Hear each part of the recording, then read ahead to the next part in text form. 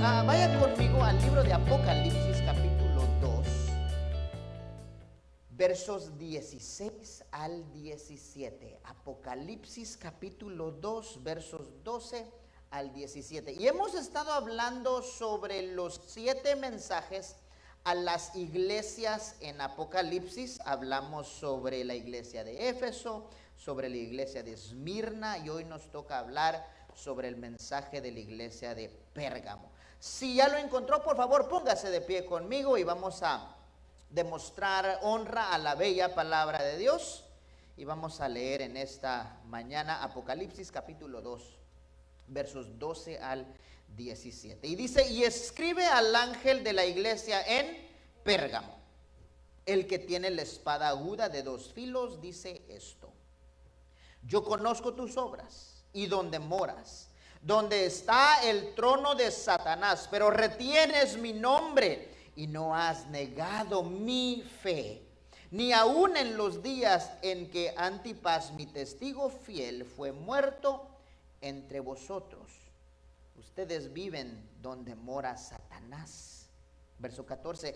Pero tengo una cosa contra ti, que tienes ahí a los que retienen la doctrina de Balaam, que enseñaba a Balac a poner tropiezo ante los hijos de Israel, comiendo de cosas sacrificadas a los ídolos y a cometer fornicación. Y también tienes a los que retienen la doctrina de los nicolaitas, lo que yo aborrezco. Por tanto, arrepiéntete, pues si no, vendré a ti pronto y pelearé contra ellos con la espada de mi boca. El que tiene oídos, oiga lo que el Espíritu Santo dice a las iglesias. Al que venciere, daré a comer del maná escondido, y le daré una piedrecita blanca, y en la piedrecita escrito un nombre nuevo, el cual ninguno conoce, sino aquel que la recibe. Vamos a orar. Señor, te damos gracias por tu palabra en esta mañana. Espíritu Santo de Dios, háblanos, enséñanos. Padre, ministra a nuestra mente y a nuestro corazón. Señor, fortalece nuestro espíritu con tu palabra en esta preciosa tarde. Nos abrimos a tu voluntad, a tu palabra, a tu instrucción. Señor, que seamos transformados hoy por medio de tu palabra. Para honra y gloria de tu nombre lo pedimos. En el nombre de Jesús oramos. Amén y amén. Puede sentarse, puede sentarse. Queremos iniciar en esta mañana identificando al autor del mensaje. Hemos identificado al autor de los primeros 2 mensajes como Jesús, el que murió y vivió. Así se presentó en el mensaje anterior. En el mensaje a Éfeso se presentó como el que tiene en sus manos las 7 estrellas y camina entre los candelabros que representan las iglesias. Y aquí en este texto Jesús se presenta como el que tiene la espada aguda de 2 filos. En las primeras 2 iglesias nosotros podemos ver un Jesús un poco más compasivo, un poco más vencedor, ¿verdad? Vemos a un Jesús que viene a animar, que viene a recordarle a su iglesia lo que él ha podido lograr a favor de ella. Mientras que en este mensaje, él viene con una introducción, una presentación un poco diferente. Él viene y se introduce como el que tiene espada aguda de 2 filos. Como que si viene para juicio. No viene en este caso a favor de la iglesia, como vamos a ver un poquito más adelante. En este mensaje como que él viene en contra de la iglesia. Y viene con una espada listo para cortar, listo para ejecutar juicio. Y nosotros sabemos que está hablando Jesús, porque aparte de esta introducción que nosotros podemos deducir que es Jesús, en el primer capítulo de Apocalipsis podemos ver en la visión del Hijo del Hombre que Juan describe, dice en el verso 16 capítulo 1, que él tiene en su diestra 6 estrellas, de su boca sale una espada aguda de 2 filos. Entonces, el que dice que tiene la espada aguda de 2 filos, que le está dando este mensaje a la iglesia de Pérgamo, es el mismo que tiene las estrellas en sus manos, pero la espada le sale de la boca. Nosotros sabemos que la espada es representativa de la palabra de Dios, la que corta, la que purifica, la que limpia, ¿verdad? Hebreos capítulo 4, verso 12 nos dice: porque la palabra de Dios es viva y eficaz y más cortante que toda espada de 2 filos. Dice, y penetra hasta partir el alma y el espíritu. Con esa espada es que se está presentando Jesús, el que está dando este mensaje a esta iglesia. Yo no sé de usted, pero si Jesús se me presenta a mí como se presentó a Esmirna, como el que murió y vivió y está aquí para darme vida eterna, yo corro a sus brazos y lo abrazo, ¿verdad? Pero si se presenta a mí como alguien que tiene una espada cortante, que penetra hasta el espíritu, ¿verdad? Hasta partir el alma, ¿verdad? Hasta partir el espíritu, las coyunturas y el alma, yo lo pensaría 2 veces, ¿ah? Porque Jesús no es caprichoso. Nuestro Dios no es un Dios caprichoso que solo quiere las cosas a su manera. Aunque fuese razón suficiente Él pedir las cosas a su manera por ser quien es, cuando Él nos pide hacer algo es con una razón y un propósito a nuestro favor. No es solo porque Él es quien es, aunque eso bastaría. La verdad que sí, bastaría que Él te pidiera lo que te pidiera por ser quien es. Cuando Él nos pide y nos demanda algo es para nuestro propio bien. ¿Por qué? Así le place a Él. Yo no sé por qué pensar en mí le da tanto placer a Dios. Yo no sé por qué el pensar en ti le da placer a Dios. ¿Quién es el hombre? ¿Verdad? Para que Él se recuerde de nosotros, pedazo de carne, pecador.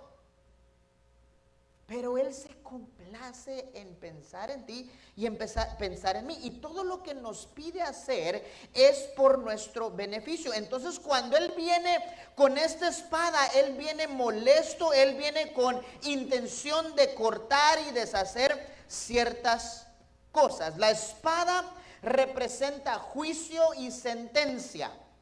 La espada también representa separación y cortar. ¿Ah? Casi, no sé si usted, pero el otro día me porté mal y mi esposa me puso a limpiar el pollo, ¿verdad? Y con un cuchito a quitarle el gordo. Así, es que era el Señor preparándome para este mensaje, como que darme esa imagen, ¿verdad? Cortando así, quitándole el gordo, lo que no sirve y echándolo a la basura. Uno no lo puede jalar, tiene que ser con un cuchillo, porque si no desperdicia lo bueno del pollo.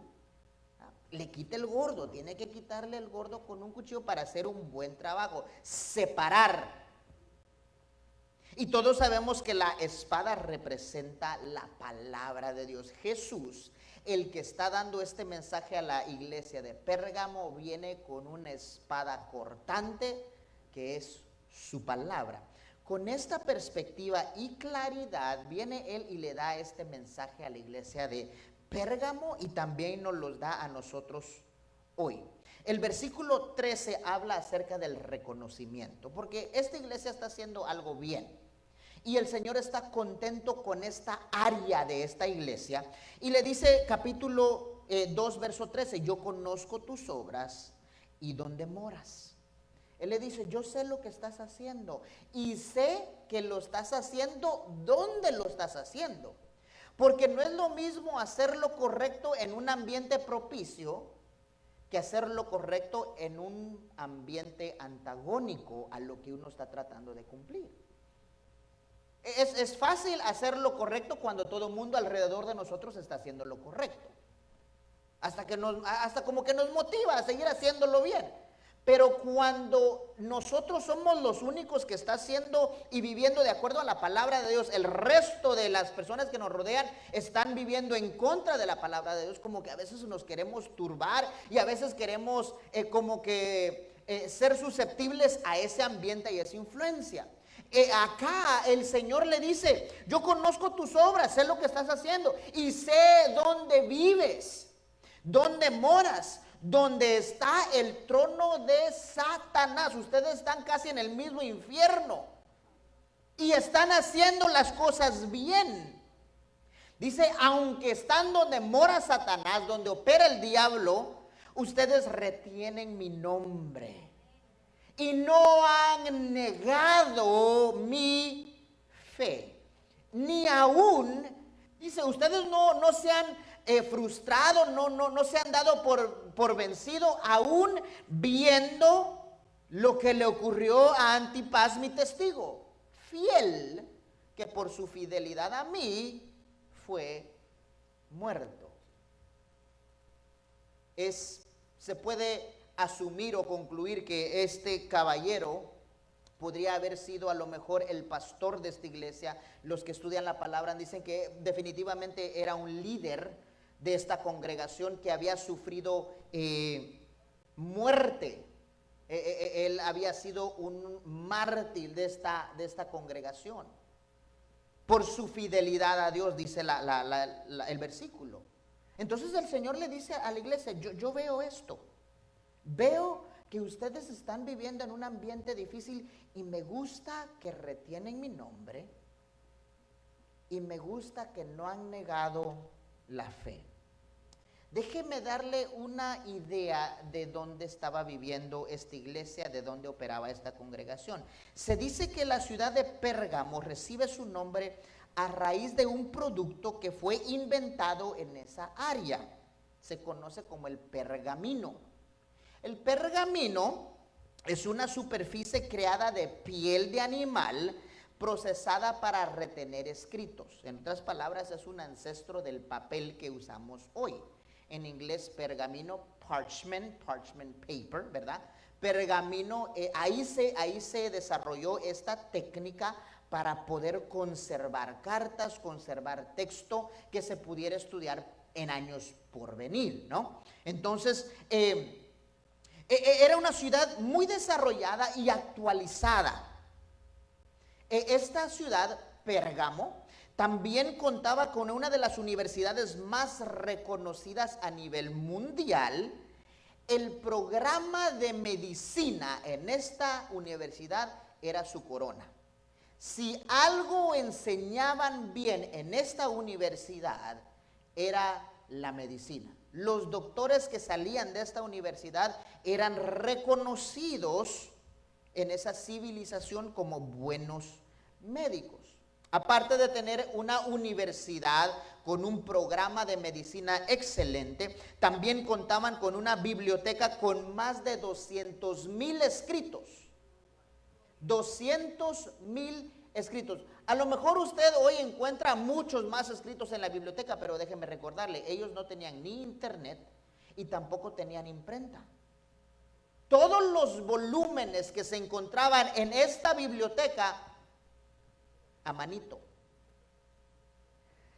Una biblioteca con más de 200,000 escritos habla acerca del compromiso que esta ciudad y esta civilización tenía con el intelecto, el estudio, la lógica y el razonamiento. Era una civilización desarrollada, intelectual, pero al mismo tiempo también tenía un ambiente espiritual sumamente pesado.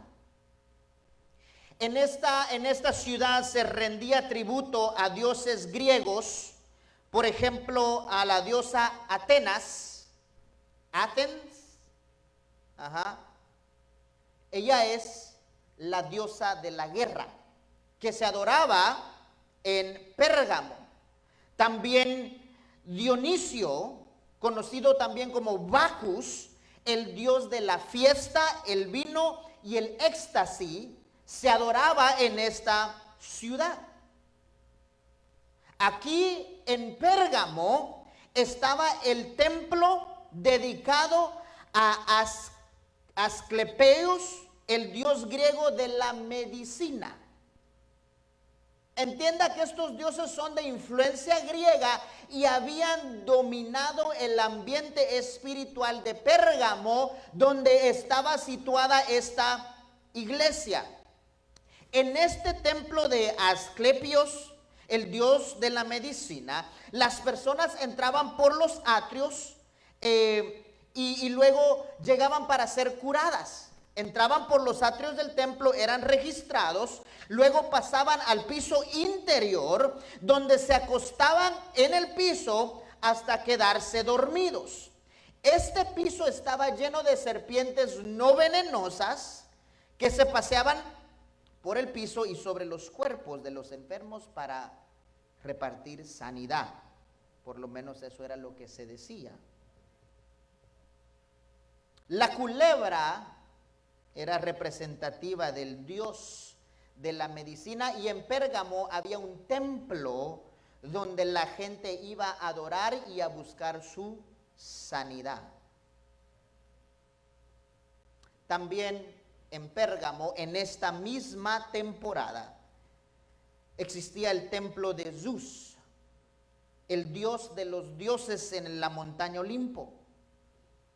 Fue tanta la devoción a este monumento al dios Zeus, que cuando se construyó el templo a él, un altar de sacrificio, fue tan bien hecho que por mucho tiempo se consideró una de las 7 maravillas del mundo.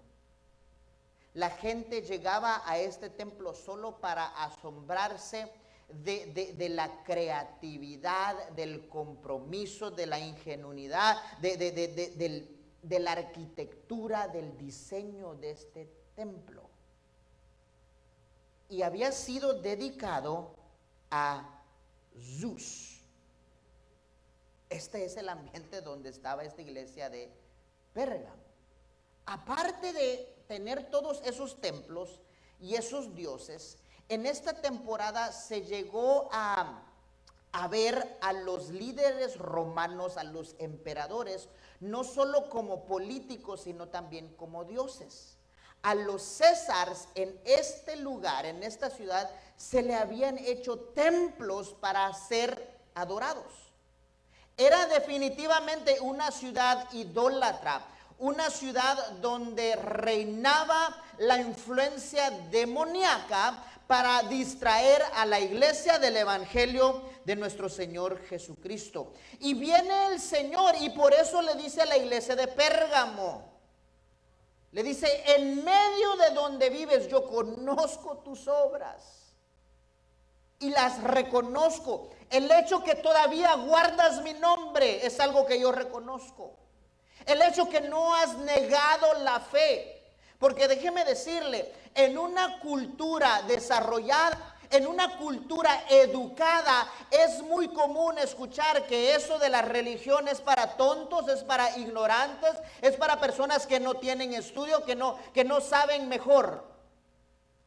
Y ese era el ambiente que vivía la iglesia de Pérgamo. En esta metrópolis de gente educada, de doctores, de estudiados, la religión se podía disminuir como algo para ignorantes.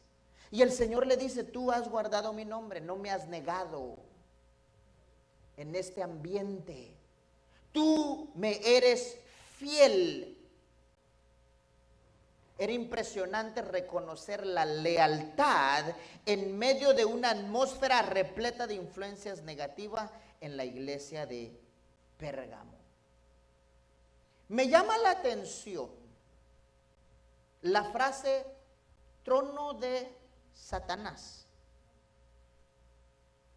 Cuando Dios o cuando Jesús habla sobre el trono de Satanás, pudiera estar haciendo referencia a los diferentes templos que existían en Pérgamo.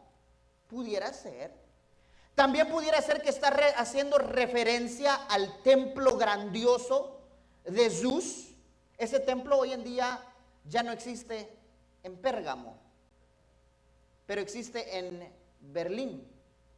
Lo que hicieron fue que ese templo era tan bello que no se podía dejar que el tiempo lo destruyera. Agarraron y lo convirtieron en un museo. Piezas de las estatuas que habían puesto en la pared de este templo, las pasaron de Pérgamo a Berlín y hicieron una réplica del templo a Zeus. Hoy no puede visitar ese templo porque lo están remodelando, pero está por abrir de nuevo en el 2023 después de una remodelación. Pero hoy en día todavía se hace tributo a ese templo en nuestra generación. Pudiera estar refiriéndose a ese templo, al templo de Zeus en Pérgamo, o podría también ser una referencia al trono literal de Satanás. A lo mejor Jesús le está diciendo a la iglesia: ustedes me son fieles aún estando dentro del trono del reinado del mismo diablo. Muchas personas piensan que el trono del diablo es el infierno. Especialmente en las películas, cuando enseñan que el infierno y el fuego y Satanás sale así como que de su trono, ajá, ya llegaste, vate. El infierno no es el trono de Satanás. El infierno es el lugar de castigo de Satanás también, el lago de fuego. Eso no es su casa, él no vaya a relax. ¿Ah? No, sí, porque muchos de nosotros pensamos eso. No, el diablo vive en el infierno, el diablo va a vivir en el lago de fuego. No, el diablo va a sufrir y va a pagar en el lago de fuego. Pero ese no es su trono. El mundo es el campo de operación del enemigo. Y no como Dios, que es omnipresente, el diablo no lo es. El diablo está en un lugar en dado momento. Entonces no podemos negar que en alguna parte de la tierra el enemigo se coloque y tenga su sede ahí. No sé si usted lo había pensado antes, pero hay pasajes en la Biblia donde nosotros nos da a entender que el diablo busca desarrollar una sede en un lugar particular en la tierra. Por ejemplo, en Isaías capítulo 14. Nosotros sabemos un poco de la historia de la expulsión del diablo del cielo, por lo que leemos en Isaías 14, específicamente los versículos 12, 13, 14 y 15. Se lo leo. Dice: ¿cómo caíste del cielo, oh lucero? Está hablando de Lucifer, está hablando de Satanás. Hijo de la mañana, cortado fuiste por tierra, tú que debilitabas las naciones. Tú que decías en tu corazón: subiré al cielo en lo alto junto a las estrellas de Dios, levantaré mi trono y en el monte del testimonio me sentaré a los lados del norte. Ningún ser humano cayó del cielo. Aquí está hablando acerca de la expulsión de Satanás. Pero cuando Isaías escribe esto, el Espíritu Santo no le está dando a profetizar a Satanás mismo. Si usted lee el versículo 3 de ese mismo capítulo, usted se dará cuenta que esto es una profecía sobre el rey de Babilonia, que es un ser humano. Verso 3 dice: y en el día Jehová te dé reposo de tu trabajo y de tu temor. Esa es la profecía a Israel. Dice: Jehová te va a dar reposo después de esta temporada horrible bajo cautiverio de Babilonia. Dios te va a dar reposo de tu trabajo y temor y de la dura servidumbre en que te hicieron servir. Y luego verso 4 dice: pronunciarás este proverbio contra el rey de Babilonia. Y luego le cuenta el proverbio que ellos van a declarar. Y es dentro de ese proverbio donde nosotros encontramos ese momento donde se dirige a Satanás. este versículo nos permite asumir que en ese momento el trono de Satanás estaba situado en Babilonia. Después, podemos ver luego, décadas, siglos después, al profeta Ezequiel. El profeta Ezequiel en el capítulo 28, verso 11, dice de esta manera: vino a mí palabra de Jehová diciendo, hijo de hombre, levántate, endecha sobre el rey de Tiro. Tiro es un lugar, ¿sí? Usted lo podía encontrar en el mapa, es un área. Y dile, así ha dicho Jehová el Señor. Está hablando sobre el rey de Tiro. Justo antes de esta porción, hay otra porción que se dirige al príncipe de Tiro, y si usted lo lee, usted se dará cuenta que el príncipe de Tiro definitivamente es un ser humano. Pero leamos lo que dice acá sobre el rey de Tiro. Tú eres el sello de la perfección, lleno de sabiduría y acabado de hermosura. En Edén, en el huerto de Dios, tú estuviste. De toda piedra preciosa era tu vestidura, de cornerina, topacio, jaspe, crisólito, berilio, iónice, de zafiro. Todo esto, esmeralda y oro, los primores de tus tamborines y flautas estuvieron preparadas para ti en el día de tu creación. Eso es para un ser humano.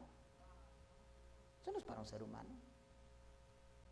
Aquí está hablando de Satanás, pero se dirige a él como el rey de Tiro. Luego lo encontramos en Pérgamo. Siglos después, aquí Jesús mismo, ya no por medio de sus profetas, pero ahora él, Jesús mismo, dice: y tú estás donde mora Satanás, en el trono de Satanás. Pudiera ser que la frase trono de Satanás en realidad no es representativo del palacio o el trono de Zeus, ni el templo del dios de la medicina. A lo mejor lo que Dios está diciendo, todos esos templos y dioses existen ahí porque ahí es donde Satanás de verdad vive. Ahí es donde Satanás tiene su sede. De acuerdo de la palabra, nosotros podemos concluir que estos han sido el trono de Satanás. También sabemos que Satanás se va a sentar en otro trono por venir. ¿En dónde? En Jerusalén. Es parte de la profecía. Jerusalén no es algo metafórico, no es algo simbólico. Jerusalén es un lugar donde hoy nosotros podemos visitar.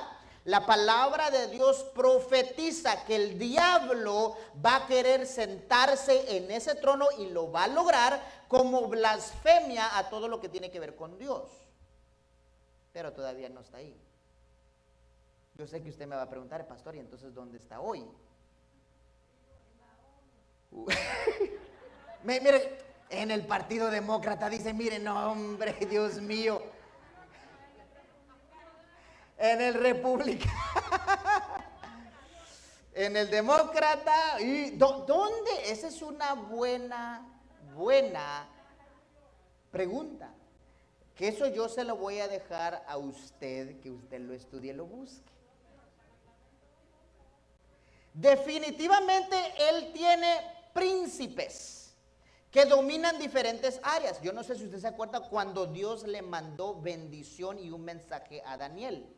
El ángel que venía a entregar el mensaje le dice, hubiera llegado antes, pero el príncipe de Persia me detuvo. Ningún ser humano tiene la habilidad de detener a un ángel. Quiere decir que a ese mensajero divino una potestad espiritual lo estuvo que estar deteniendo. Entonces definitivamente el enemigo tiene influencias alrededor del mundo. Aunque su sede estaba en Babilonia, podemos ver el trabajo alrededor del mundo. Aunque su sede estaba en Pérgamo, también lo miramos en contra de la iglesia de Éfeso, también lo miramos en contra de la iglesia de Esmirna, lo miramos alrededor del mundo. Definitivamente él obra alrededor del mundo, pero de acuerdo a la palabra podemos ver que él busca tener una sede. Él no es como Dios, él no es omnipresente. Entonces él busca un lugar principal, un HQ. Algunos asumen que el trono de Satanás hoy está en Italia.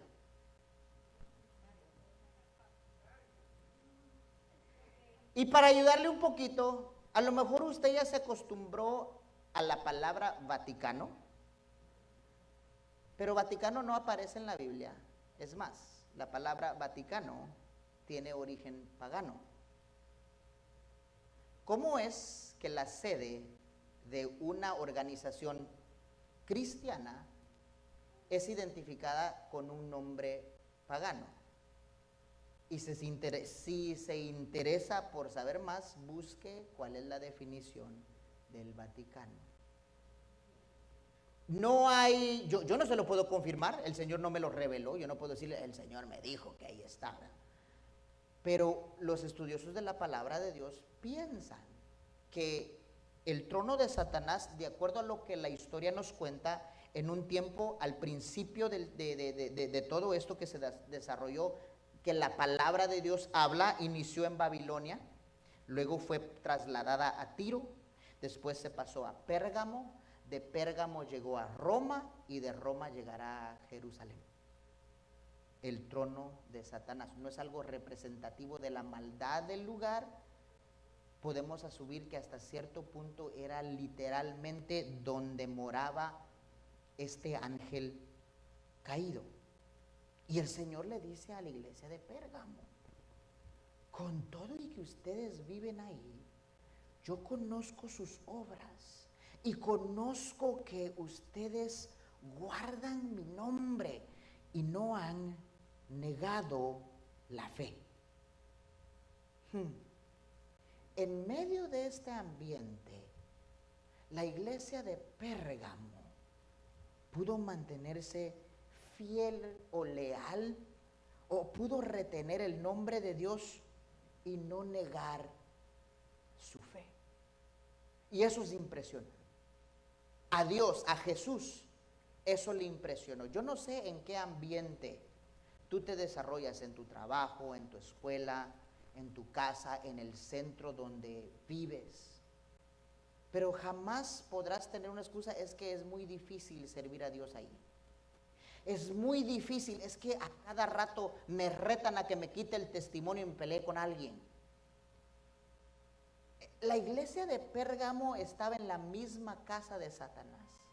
Y el Señor les dice, conozco tus obras, que no has negado mi nombre. Ahí la gente conoce que tú eres cristiana. Ahí la gente conoce que tú eres cristiano. Y aunque va en contra de lo que se vive en esa ciudad, tú permaneces con ese nombre. Tú no has negado tu fe. Aunque parezca ignorante, aunque parezca tonto, aunque el resto de tu comunidad esté en contra de lo que tú crees y lo que tú profesas, tú mantienes tu fe y yo lo he visto, dice el Señor. Luego viene el reproche y le dice, pero tengo unas pocas cosas contra ti. Pocas cosas. En comparación a lo que están haciendo bien, estas son pocas cosas. Pero aunque son pocas cosas, Jesús viene con espada. Así que aunque son leves, en comparación a todo lo bueno que estás haciendo, todavía merita espada. Sí, sé que estás haciendo las cosas bien, pero lo malo que estás haciendo es poquito, pero está causando mucho daño al punto que necesito venir a cortar. Le dice, pero tengo unas pocas cosas contra ti. Que tienes ahí en tu congregación a los que retienen la doctrina de Balaam, que enseñaba a Balac a poner tropiezo ante los hijos de Israel, a comer de cosas sacrificadas y a los ídolos y a cometer fornicación. No tenemos tiempo para entrar en la historia de Balac y Balaam, pero usted puede verla en Números capítulo 25. Sería algo muy interesante leer esta semana. Y dice, y también tienes a los que retienen la doctrina de los nicolaitas, la que yo aborrezco. Esta doctrina de los nicolaitas se menciona mucho en los mensajes a la iglesia. Nadie sabe específicamente qué es esta doctrina. Lo que se supone es que alguien por el nombre de Nicolás la inició, pero es obvio que va en contra de la palabra de Dios. Definitivamente no era algo antiguo. La doctrina de los nicolaitas era algo que había surgido recientemente cuando se escribió esta carta. Algo nuevo, una nueva doctrina. Hay muchas especulaciones, pero no lo suficiente para decir esto es. Lo que sí sabemos sobre la doctrina de los nicolaitas era que Dios la aborrecía y le llamó la atención a unas cuantas de las iglesias porque se habían mezclado con esta doctrina de los nicolaitas. Dice, tengo algo contra ti, unas pocas cosas, que retienes la doctrina de Balaam, que enseñaba a Balac a poner tropiezo a los hijos de Dios, y la doctrina de los nicolaitas. Podemos identificar a la iglesia de Pérgamo de esta manera. La iglesia de Pérgamo era una iglesia leal, pero infiel. Leal, pero infiel. Se lo pongo de esta manera. Yo lo busqué en Google, lo busqué en los diccionarios y dice que lealtad y fidelidad es lo mismo. Hasta que llegué a una explicación muy simple que me hizo mucho sentido. La lealtad tiene que ver con tu mente y tu corazón. Tú puedes pensar, tú puedes creer que tu esposa es la más bella de todas las mujeres en la tierra y siempre regresas a casa a ella, pero no te quita de echarte unas tus canitas al aire de vez en cuando. Leal, ¿por qué? Porque regresas a casa. Tú no la dejarías por ninguna otra. Pero infiel porque te permites probar. Aunque tú sabes que no vas a comprar, andas probando. Tú sabes que eso es lo mejor para ti. Y uno puede ser leal siendo infiel. Es algo que no hace sentido, pero es una realidad. La iglesia de Pérgamo era una iglesia leal porque retenía el nombre de Dios, porque no negaba su fe y su compromiso con Dios. Pero el problema es que estaban adulterando la doctrina con pecado. Y ahí es donde el Señor le llama la atención y le dice, sí, en medio de la casa de Satanás, tú guardas mi nombre, no niegas mi fe, pero te estás permitiendo pecar. Y aquí le dice, con la doctrina de Balaam. Si usted lee la historia de Balaam, lo que esa doctrina busca hacer es seducir al pueblo de Dios a participar de ceremonias idólatras y a cometer pecados e inmoralidades. Sí, regresás los domingos a la iglesia. Sí, cantás. Sí, decís que sos cristiano. Sí, no negás la fe. Cuando la gente te pregunta y tú amas a Dios, tú dices que sí. Tu mente y tu corazón son leales, pero la infidelidad en tu acción es otra. La lealtad refiere a mi condición mental y emocional. Mi corazón sabe lo que es correcto, pero a veces nos permitimos ser infieles en nuestras acciones. Y eso es lo que el Señor le está llamando a la atención a la iglesia de Pérgamo. La iglesia de Pérgamo era una iglesia que coqueteaba con el mundo mientras profesaba su amor por Dios.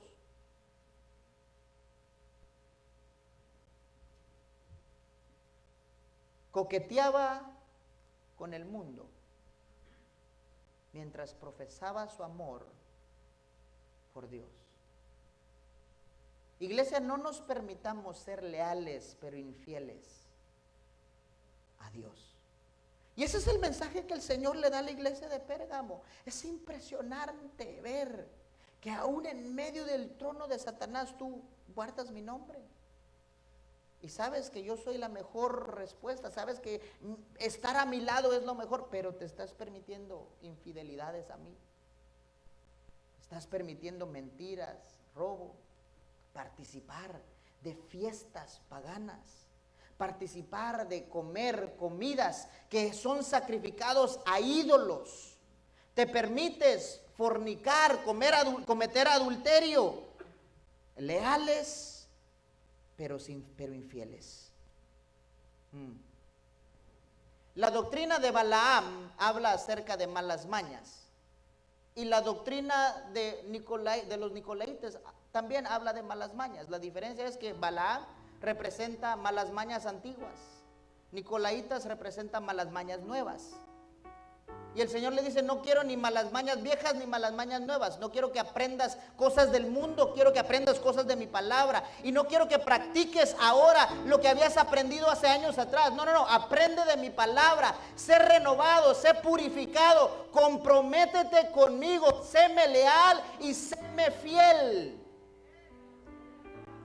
Es la palabra que el Señor le da a la iglesia de Pérgamo. Hoy, iglesia, a través de la historia, la santidad y la exclusividad divina de la iglesia ha sido amenazada. A través de la historia podemos ver cómo se adulteró la doctrina en la iglesia católica, mezclándose con la política. En Pérgamo los presidentes, los emperadores se miraban como dioses, como salvadores, como hombres que me iban a rescatar. Ningún hombre hace eso. Sí, debemos apoyar normas y políticas, pero tenemos que tener cuidado de no poner todo nuestro empeño sobre un ser humano. Tenemos que tener cuidado porque somos leales a Dios, pero nos estamos siendo infiel con. Tenga cuidado, porque no importa quién está en la Casa Blanca, el Señor sigue sentado en su trono. ¿Sí?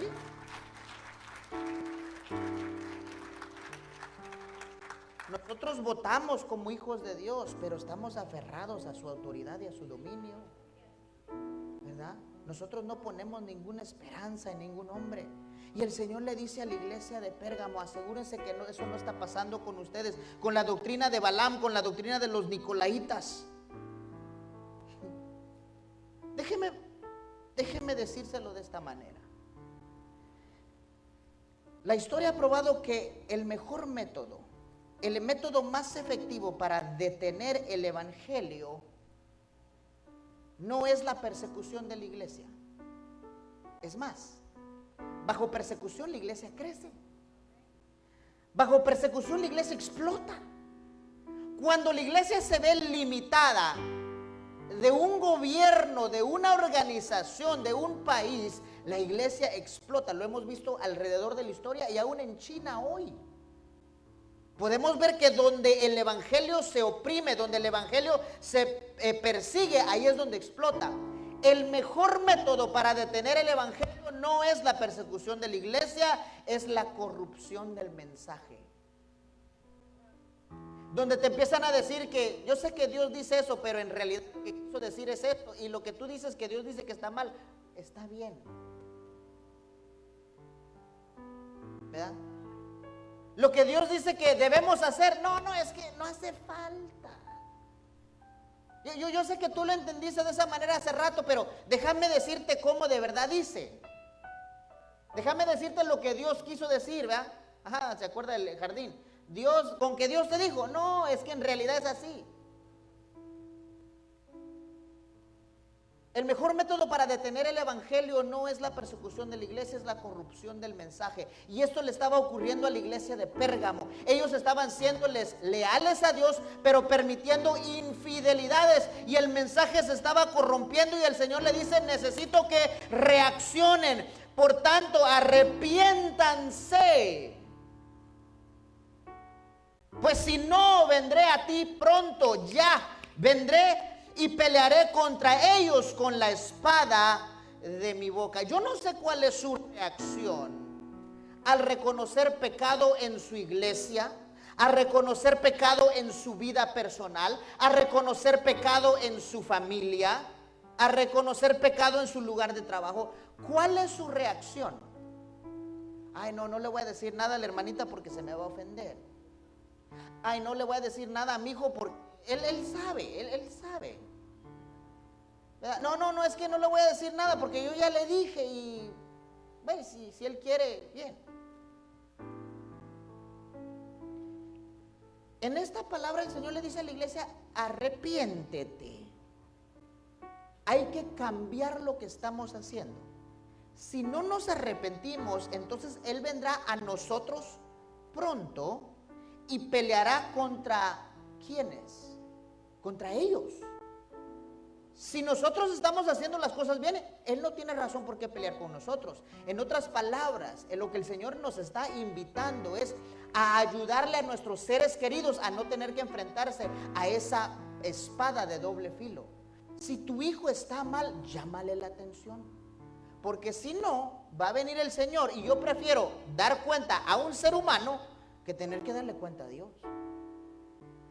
Es muy diferente ser juzgado por Dios que ser juzgado por un hombre.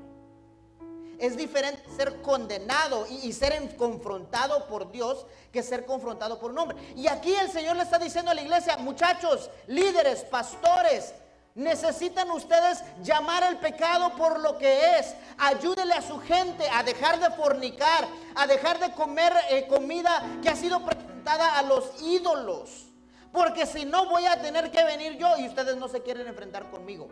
O por lo menos ustedes no quieren ver cuando yo me enfrenten con los que no están haciendo las cosas bien. Con los infieles. Y Él le dice a la iglesia, arrepiéntanse, pónganse pila. Es una invitación a enfrentar el pecado en la vida en nuestra vida personal, en la vida de nuestros seres queridos, en nuestros hermanos, para evitar ser confrontados por Jesús. No el que murió y vivió y el que nos ama, sino Jesús, el que viene con una espada aguda de dos filos.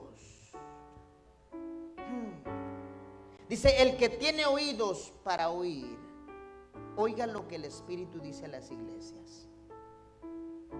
Y me llama la atención cómo termina esta porción diciendo, al que venciere daré a comer del maná escondido y le daré una piedrecita blanca.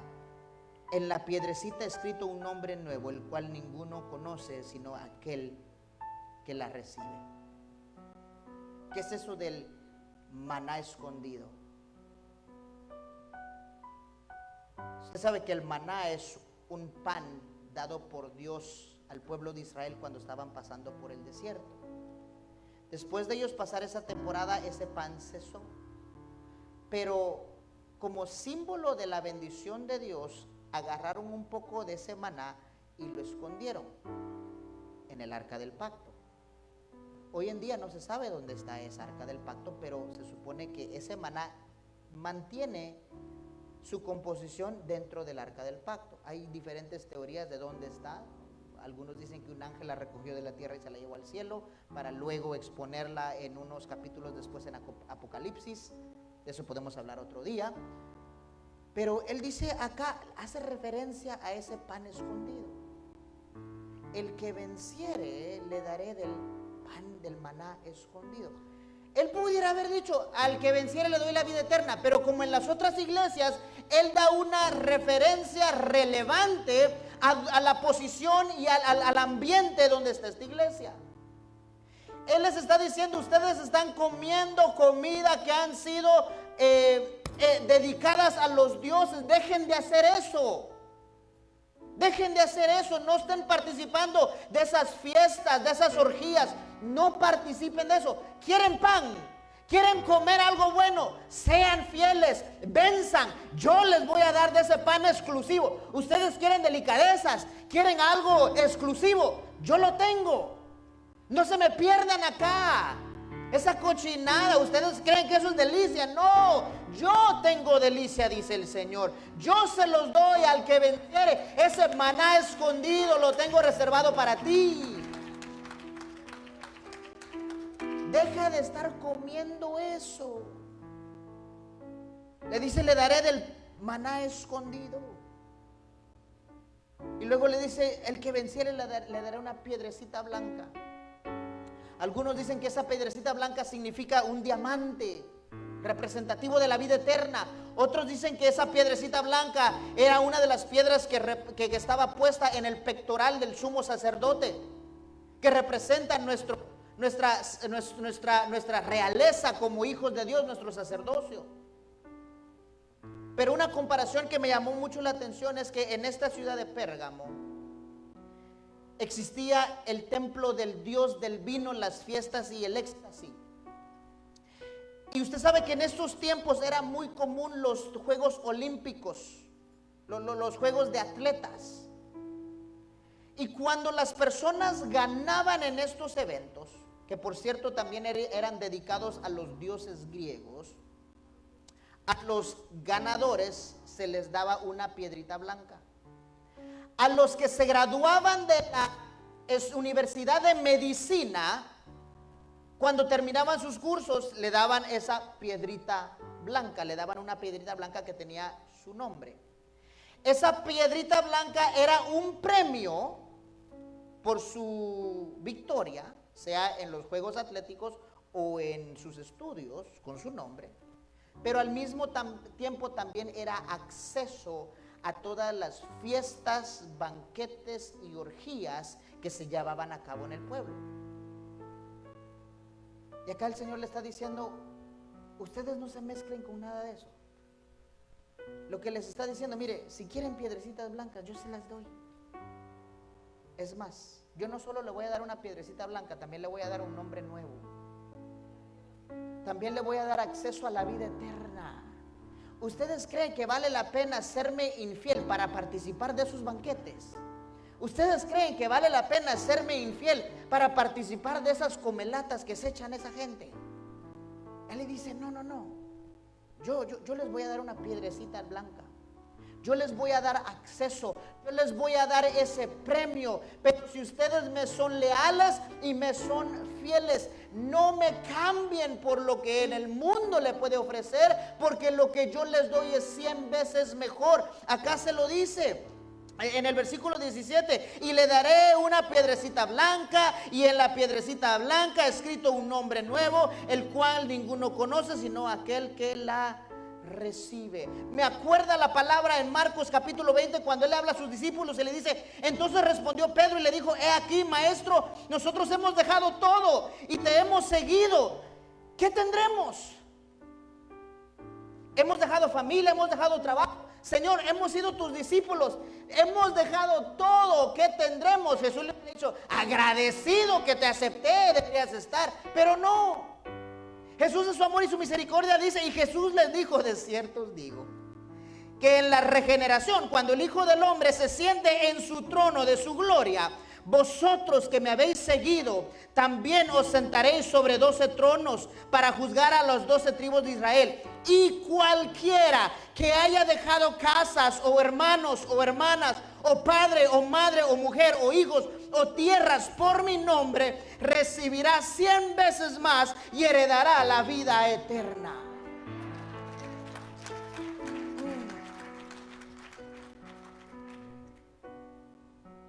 Esa es la promesa. Sí, es bueno ser leales a Dios, pero hay que asegurarnos que también estamos siendo fieles, que no estamos coqueteando con el mundo, iglesia, que somos fieles al amor incomparable de nuestro Señor. Y aunque las ofertas del mundo pudieran parecer interesantes, intrigantes, nada se compara a la gloria venidera en Cristo Jesús. En esta mañana, ahí donde está, ¿por qué no cierra sus ojos por un momento? Y pregúntese, sé que he sido leal a Dios, profeso su nombre, no niego mi fe, pero me he permitido serle infiel.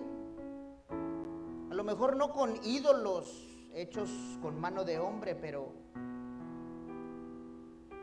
con ideas, principios, otros seres humanos, esposo, esposa, hijos, líderes. Me he permitido serle infiel a Dios. No te estoy hablando de que lo has dejado, que ya no te interesa. No, eres leal, pero le eres infiel. En acción te permites coquetear con el mundo. Creo que es una buena temporada para nosotros presentarnos arrepentidos delante de Él, para poder ser librados de esa espada de doble filo.